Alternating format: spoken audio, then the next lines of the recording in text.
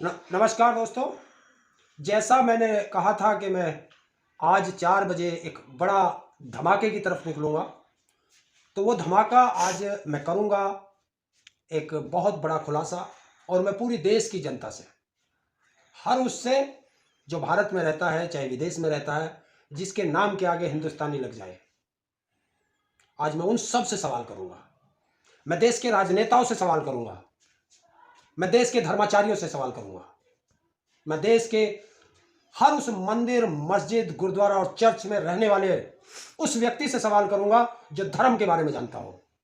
हर व्यक्ति अपने अपने धर्म के बारे में जरूर जानते होंगे, चाहे वो मंदिर का पुजारी हो, चाहे वो चर्च का फादर हो, चाहे मस्जिद का मौलवी हो, चाहे गुरुद्वारों में रहने वाले सेवक हो। आज उन सब से सवाल होगा सीधा अयोध्या मंदिर पर। उस मंदिर में जिसे हम हजारों साल पुराना मंदिर बता रहे हैं। मंदिर हमारे यहाँ उससे भी ज्यादा पुराने हैं। सब में मूर्तियां हैं। किसी में कोई शिव की है तो उसमें शिवलिंग है, कोई देवी की मूर्ति है, मंदिर है तो उसमें देवी का मंदिर है, उसमें उसकी मूर्ति है। कहीं कृष्ण का मंदिर है। तो अलग अलग सदियों में जैसे जैसे हमारे जिनको हम भगवान कहते हैं उन्होंने अवतरित लिए, तो उनकी मूर्तियां हैं। तो वो इतनी पुरानी हैं, और जब भी वो मूर्तियां रखी गई होंगी तो शायद उस समय के बड़े बड़े संत महात्मा ऋषियों ने उनमें प्राण प्रतिष्ठा बड़ी वैदिक धार्मिक रीति रिवाज से की होगी। क्योंकि हमारे यहाँ 2,500 साल पुराना एक इतिहास है कि जब एक राजा ने हमारे जो ये होते हैं, जो हमारे क्या बोलेंगे इनको, धर्माचार्य, तो उस राजा के सब समय जब एक संकट आया कि धर्म और राजनीति का, उस समय राजनीति बड़ी प्रखंड होती थी, तो धर्म और राजनीति का टकराव हुआ था। तो राजा ने एक धर्माचार्य को नियुक्त किया था, और उन्होंने कहा था कि जब जब राजनीति भटकेगी या धर्म की कहीं व्याख्या करनी होगी तो ये धर्माचार्य जी करेंगे, और राजा भी उसी के अंडर में आएगा। तो धर्म से बड़ा कोई नहीं माना गया था। तो आज हमारे निकट भविष्य में 22 तारीख को अयोध्या के एक मंदिर में प्राण प्रतिष्ठा पर मैं सवाल करूंगा। पहला सवाल,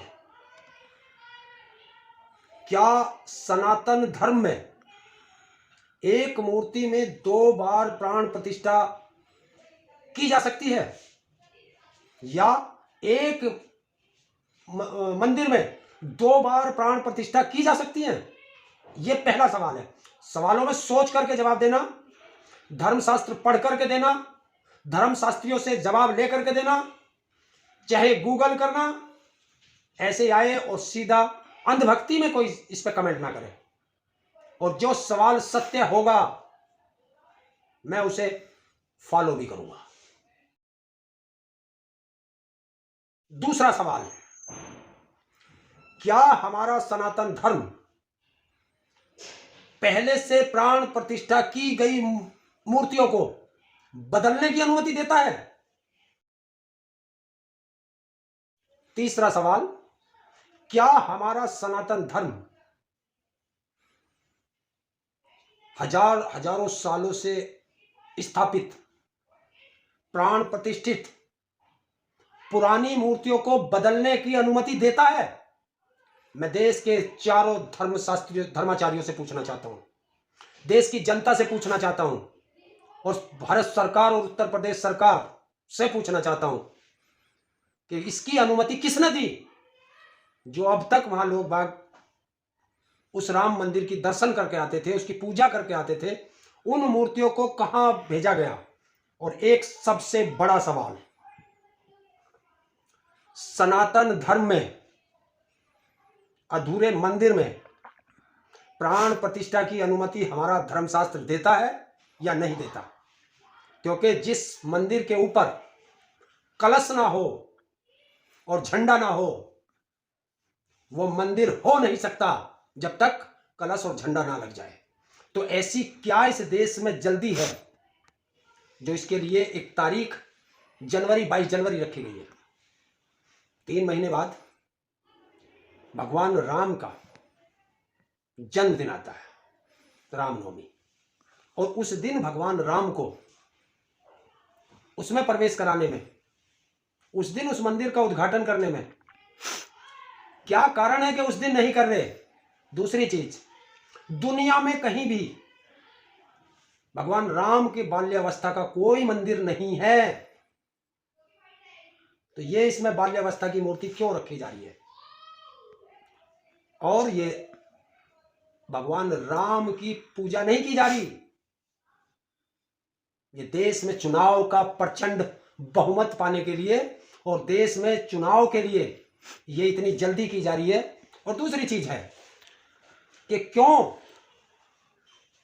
ये मंदिर का आयोजन है या सरकार का आयोजन है, देश ये भी पूछना चाहता है। ये पैसा जो लग रहा है ये सरकारी है या ट्रस्ट का है, देश ये भी पूछना चाह रहा है, क्योंकि देश ने टैक्स का पैसा दिया है।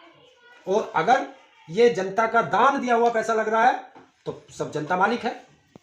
ये चंपत राय कौन होता है धर्माचार्यों से बात करने के लिए? ये पाखंडी चंपत राय वो है कि जिस आदमी पर भ्रष्टाचार के आरोप हैं इस मंदिर ट्रस्ट में, और प्राण प्रतिष्ठा धर्माचार्य करते हैं, पाखंडी नहीं। सुप्रीम कोर्ट ने साफ आदेश दिया था, सुप्रीम कोर्ट ने कहा था इस मंदिर को बनाने के लिए सरकार एक ट्रस्ट बनाए, तो सरकार ने जो ट्रस्ट बनाया वो सब आरएसएस के लोग रखे गए। तो ये मंदिर आरएसएस का है, भगवान राम का मंदिर नहीं है, ये आरएसएस का मंदिर है और आरएसएस के लोग रखे गए हैं। और ये आरएसएस के लोग धर्माचार्यों की भी अवहेलना कर रहे हैं, क्योंकि जो हमारे चारों धर्माचार्य हैं, उत्तर दक्षिण पूर्व पश्चिम चारों धर्माचार्यों ने इसलिए वहां जाने से साफ इंकार कर दिया। और जिस धर्म के काम में धर्माचार्य ना हो वो धर्म का काम हो नहीं सकता। ये बहुत बड़ा सवाल है देश के लिए, सोचना चाहिए। अंधभक्ति में रहोगे तो नुकसानदायक होगा। क्या अब भगवान राम प्रसन्न होंगे या रुष्ट होंगे? अब बता देना सब लोग, क्योंकि ये धर्म पे बहुत कहते हैं। जो व्यक्ति इनसे सवाल करे, इन्होंने एक नियम बना रखा है, उसे देशद्रोही कह दो, राष्ट्रद्रोही कह दो। और ये बहुत कहेंगे कि हम रामजादे हैं, दूसरों को वो कहेंगे, आप लोग समझ ज्यादा रहो। तो ये रामजादे तो हो नहीं सकते, ये दूसरे वाले हो सकते हैं, क्योंकि जो भगवान राम के चंदे से भी पैसा खा रहे हो। और आज 22 तारीख को आपको एक नया इवेंट में देखने को मिलेगा देश के प्रधानमंत्री का। जिस तरीके से प्रधानमंत्री जहां जाते हैं उनसे एक रिश्ता कायम कर लेते हैं। अभी आपने देखा होगा क्रिश्चियन कम्युनिटी में गए, उनसे अपना पुराना नाता बता दिया कि मेरा पुराना नाता है क्रिश्चियन कम्युनिटी से। और क्रिश्चियन कम्युनिटी मणिपुर में रहती है, देश का प्रधानमंत्री अपनी देश की जनता से कि दुख दर्द में नहीं जा सकता, और मालदीव में ऐसो आराम कर सकता है समुद्र में। पहले कहा मुस्लिमों में गया तो वहां जाके कहा मैं तो पठान का बच्चा हूं। एक अलीगढ़ का कोई इनके घर जाकर के रहता कर देता कोई ताले वाला, तो अलीगढ़ से इनका रिश्ता हो गया। वहां गए, बनारस गए तो ये गए नहीं है, गंगा माँ ने बुला लिया था। वो माँ आज भी बेटे को ढूंढती फिर रही है, इतनी मैली है। तो 22 तारीख को ये एक और अपना रिश्ता बनाएगा, कहेगा कि मेरा तो राम से सदियों पुराना रिश्ता है। मैं तो जब रामचंद्र जी की बारात नेपाल गई थी तो मुझे तो ये भी पता है कि वो कैसे गलियों से घूम करके सीता जी के घर तक गई थी, ऐसे हाथ चला देगा। तो ये देश का पाखंडी इस तरीके से करेगा। तो दोस्तों, जो मैंने सवाल किए ईमानदारी से सोच करके तब कमेंट करना, ऐसे मत करना। और अपनी बुद्धि से सोचना कि तुम कितने पाखंड की तरफ जा रहे हो या भगवान की तरफ जा रहे हो। बहुत बहुत धन्यवाद।